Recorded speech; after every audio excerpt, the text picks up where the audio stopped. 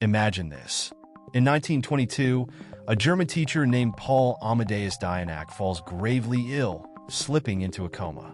For an entire year, he remains unconscious. But when he wakes up, he's not just returning to the world he left. He claims to have lived in a future world during his coma. These weren't just visions.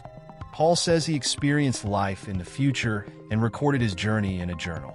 This journal contains events like human colonies on Mars, advanced gadgets, and even the idea of a one-world government. Is this just a wild imagination? Or did Paul truly glimpse our future?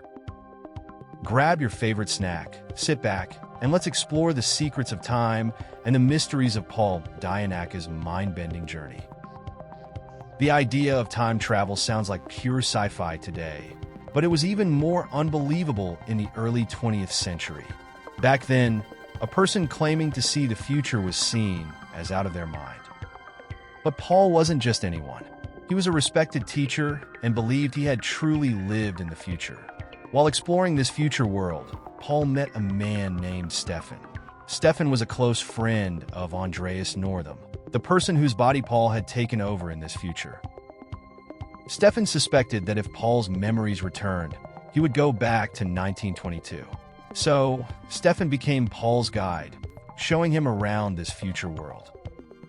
He explained that in this era, people only worked for 2 years in their entire lives and then had the freedom to do anything they wanted. In this future, people didn't go to school for long. They lived freely and seemed as carefree as children. They had no worries about hunger, money, or injury. Everything they needed was provided. Life for them was like a playground. For Paul, whose main source of information in 1922 was books, this new world was astonishing. Stefan introduced him to a device they called the Reagan switch. It was flat, handheld, three-dimensional, and could even light up in the dark, playing music and narrations. It sounds a lot like a modern tablet, doesn't it? Paul was fascinated and spent much of his time learning about the future. Oddly, during his entire stay in this new world, he couldn't sleep. Not once.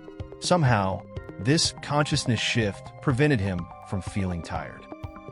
Another fascinating idea in this future world was their belief in a multiverse where time flows side by side across parallel universes. This idea suggested that the past, present, and future could overlap, challenging many of our current theories about time.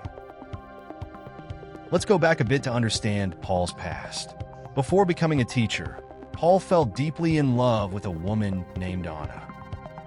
They were young and in love, but Anna's parents didn't approve and arranged for her to marry someone else.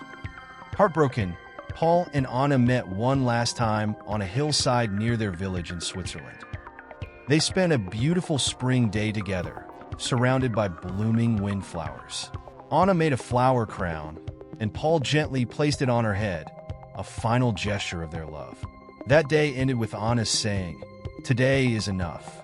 Let's go home." They parted ways, never to meet again.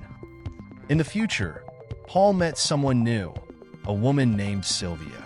They spent a lot of time together discussing the wonders of the future and eventually fell in love. One day, Sylvia invited Paul to take a futuristic form of transport called the Navigiosa, which could instantly take them anywhere in the world. Paul chose to visit a familiar place, a small village on the Swiss countryside where he'd spent his youth. Sylvia didn't know why, but she went along. They arrived on the same hillside where Paul had last seen Anna. Just like that day, it was spring, and the windflowers were in bloom. Sylvia made a flower crown, just as Anna had, and asked Paul to place it on her head. She even said the same words, "Today is enough. Let's go home." This moment stirred something deep in Paul, and for the first time in this future world, he felt tired. His eyes grew heavy, and he finally closed them, falling into a deep sleep.